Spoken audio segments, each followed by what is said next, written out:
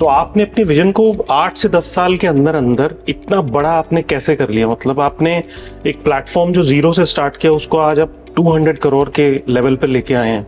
Around 200-250 bed का आपका जो पूरा बड़ा हॉस्पिटल है, उसके अलावा आपके पॉलीक्लिनिक्स भी हैं। तो आपने अपनी इस पूरी चीज को आपने एनविजन कैसे किया था? तो भाई पहले तो बहुत बहुत धन्यवाद आपका और थैंक यू सो मच, आपने मुझे इनवाइट किया इस पॉडकास्ट के लिए। तो मैं जो बता रहा हूँ आपको कि मेरा भी प्रोसेस सेम ही था। मतलब मैं कोई बिल्कुल ऐसा नहीं कि एक्स्ट्रा ऑर्डिनरी था कि पहले से बहुत बड़ा विजन हो कि मैं 800 बेड बनाऊंगा, 1000 बेड बनाऊंगा और बड़ा हॉस्पिटल बनाऊंगा।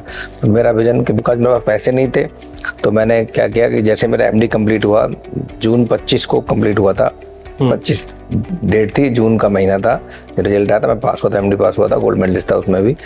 तो इवन पैसे नहीं थे, तो मैंने 26 जून को अपनी नौकरी ज्वाइन कर ली थी। तो I was first employed with the MCD, Delhi में है, म्यूनसिपल कॉर्पोरेशन ऑफ दिल्ली। वहाँ पे नौकरी करी थी, GDO, general duty medical officer. 29,000 रुपये की सैलरी होती थी। अच्छा। बिकॉज कोई ऑप्शन नहीं था उस समय मेरे पास दूसरा, और उसकी फायदा यह था नौकरी का कि वो दिल्ली के अंदर ही रहना था उसमें, तो लोकल आप कहीं ट्रांसफर बाहर नहीं हो सकता। तो मेरे लिए बड़ा कंफर्टेबल था, बिकॉज मेरा वैसे मन था शुरू से ही कि मुझे नोएडा रहना है। नोएडा मेरी कर्मभूमि थी, तो नोएडा में रह के घर बनाना है, उसके बाद में वहीं पर रहना है मुझे। तो इसलिए मैंने गवर्नमेंट जॉब ज्वाइन कर ली।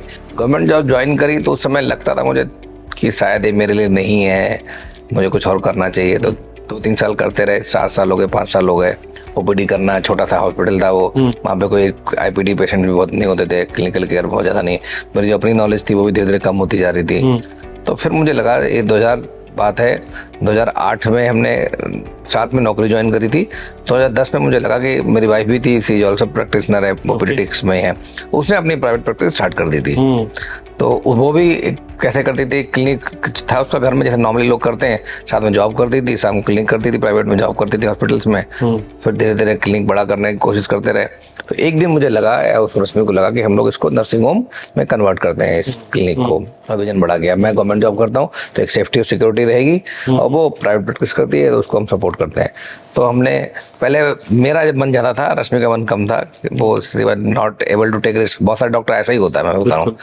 तो जिस दिन हम लोग बात कर रहे थे तो सी बात मतलब एक्सट्रीमली अगेंस्ट दिस कि हमें नर्सिंग होम नहीं चलना चाहिए। We are happy, we should be with clinic से काम चल रहा है हमारा, बढ़िया चल रहा है, आपकी गवर्नमेंट जॉब चल रही है। तो मुझे लगा नहीं, आई थिंक हमें थोड़ा पुश किया मैंने उसको, और फाइनली डिसीजन लेने में हमें आसानी हुई। हमने फिर डिसीजन ले लिया कि हमें इसको नर्सिंग होम में कन्वर्ट करेंगे। तो नर्सिंग होम में कन्वर्ट कर दिया। 2010 की बात है, 2007 से प्रैक्टिस शुरू कर दी उसमें, मैंने नौकरी करी थी, और 2010 में 3 साल बाद हमने एक नर्सिंग होम का मतलब वो स्टार्ट किया, एक रेंटेड बिल्डिंग में। जैसे घर नहीं होता, छोटे शहरों में होता है, इंडिपेंडेंट हाउस होता है, ग्राउंड प्लस 3 फ्लोर्स थी उसमें, ग्राउंड प्लस फर्स्ट सेकंड पे हॉस्पिटल था, मतलब नर्सिंग होम था, और उसके ऊपर टॉप पे हम लोग रहते थे, किराए पे लेके रहते थे उसमें।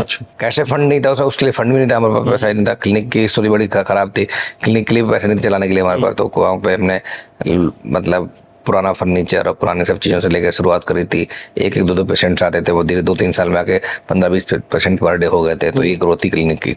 तो उस टाइम हमारा एक लगातार टर्निंग पॉइंट था कि मैं नर्सिंग होम खोलना चाहिए। तो उसके लिए भी डॉक्टर्स लोन के लिए हमने बैंक से बातचीत की। तो सिंडिकेट बैंक ने हमें 10 लाख का टर्म लोन दिया, 5 लाख रुपए की सीसी लिमिट दी। तो ये पहला हमारा लोन था बैंक से। तो उससे फायदा क्या हुआ कि हमें एक पुश मिल गया। तो डॉक्टर यहाँ भी बहुत सारे लोग क्या करते हैं कि लोन लेना नहीं चाहते, लोन को यूटिलाइज नहीं करते, लोन लेना उनको बुरा लगता है, या लोन लगता है कि अरे लोन लेंगे तो हम दे नहीं पाएंगे पैसे।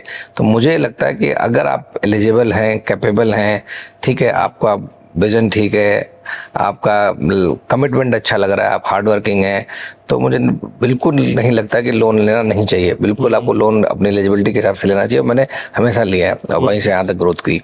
तो लोन लेके हमने उसको नर्सिंग होम में कन्वर्ट कर दिया, चालू कर दिया उसको। मैं गवर्नमेंट जॉब ही कर रहा था। तो सडनली क्या हुआ कि जैसे नर्सिंग होम चालू किया, उस समय एक शर्माते ओले पड़ना कि एक ऑर्डर आ गया ये जो नर्सिंग होम चल रहे हैं रेजिडेंशियल एरिया में, और जो बैंक चल रहे हैं रेजिडेंशियल में, बिकॉज जो नोएडा है प्लांट सिटी है, नोएडा का अपना वो है, क्या नाम है इसका, प्लानिंग का पूरा मैप है, पूरा रोड मैप है और सारी चीज़ें हैं। तो उससे क्या है, इसमें ईयर मार्क चीज़ें हैं, मतलब जो इंस्टीट्यूशनल बिल्डिंग है तो इंस्टीट्यूशनल लैंड पे होगी, रेजिडेंशियल पे रेजिडेंशियल होगी, कॉमर्शियल होगा।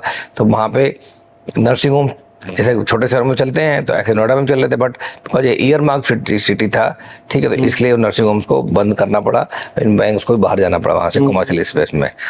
तो हमें भी बंद करना पड़ा।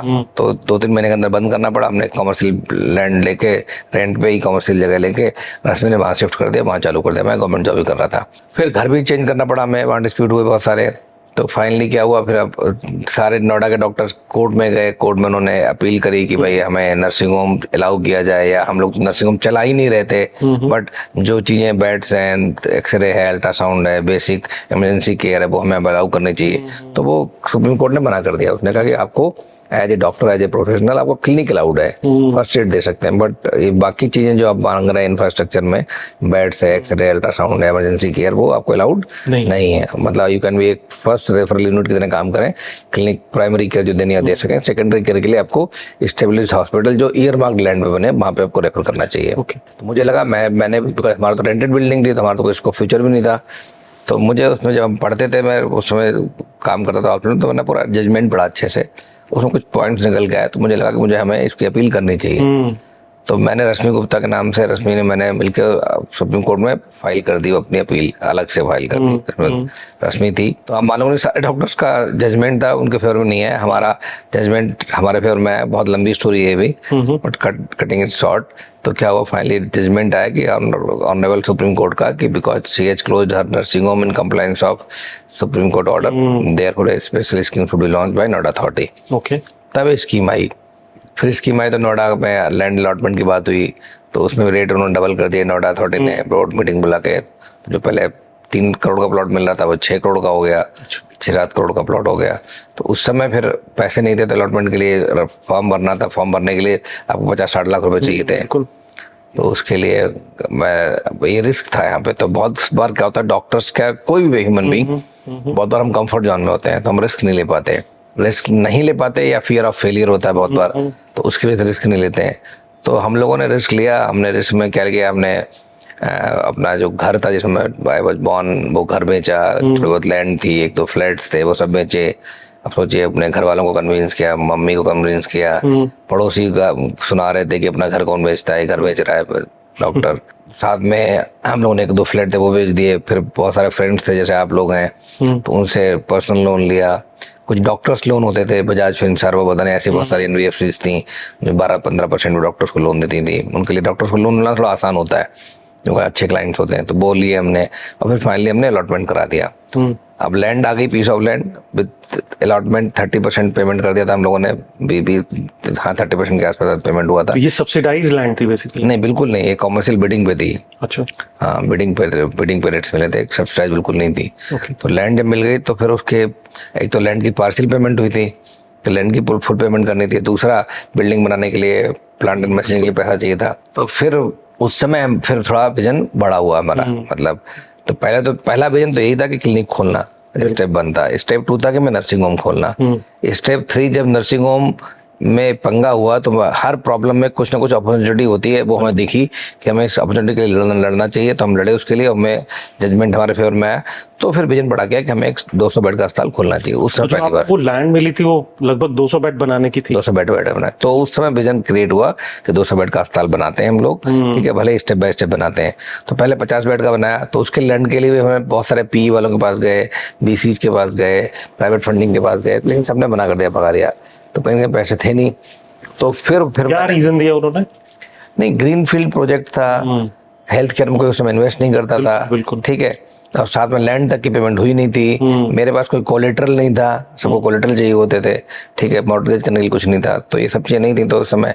तो फिर मैंने उसका खुद ही उसकी TEV करी, फिर DPR बनाई, CMA बनाया, कैश आउट इनफ्लो आउटफ्लो बनाए, सारे आसपास कैचमेंट एरिया को स्टडी करा।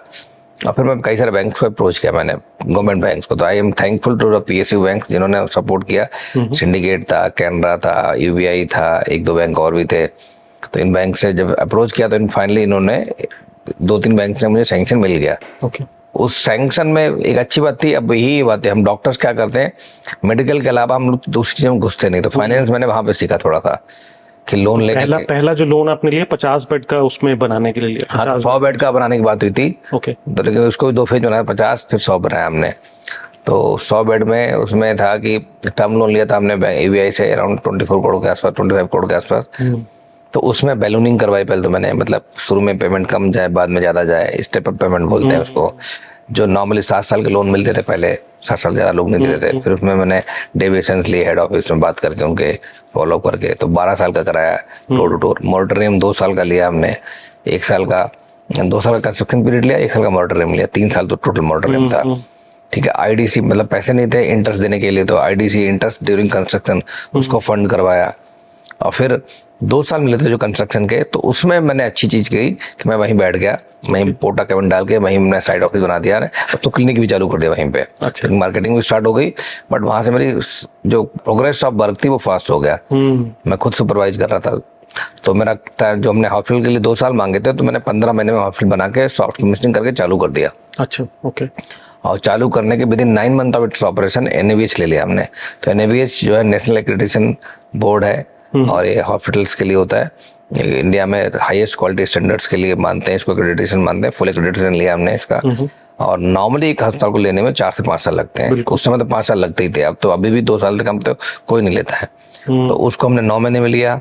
CGHS, ECHS, ESI जितने गवर्नमेंट जिप्सा पैनल विदिन 1 ईयर ले लिए। इनको लोगों को लेने में 3-4 साल लग जाते हैं। 3 से 4 साल बिल्कुल लगता है। तो कमिटमेंट ज़्यादा था, टीम के साथ मेहनत करी, परसिवरेंस था, फॉलो बहुत अच्छे थे हम लोगों के, तब जाके हमने सारी चीज़ ले ली और विदिन 1-1.5 साल में हमने हॉस्पिटल को ब्रेक इवन कर दिया, फुल्ली ऑपरेशनल कर दिया।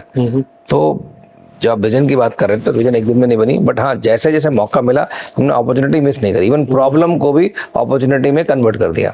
बहुत बड़ी प्रॉब्लम आई थी, इसमें अस्पताल सील होने वाला था, हो रहे थे सील, बंद हुए थे, उसमें भी कैसे हम बड़ा सोच सकते हैं या उसको, तो वो मुझे लगता है थॉट प्रोसेस इंपॉर्टेंट है। तो अगर किसी की भी थॉट प्रोसेस ऐसी है या परसिवरेंस बहुत है उसके अंदर कमिटमेंट अच्छा है या हार्ड वर्किंग है और फॉलो बहुत अच्छे हैं, और वो प्रॉब्लम में भी प्रॉब्लम सॉल्विंग स्किल्स अच्छी है, और साथ में उसके अंदर अगर कोई भी अपॉर्चुनिटी दिख रही है तो उसको ग्रैब करना आना चाहिए। तो वो हमने किया शायद, तो इसलिए यहाँ तक पहुँचे।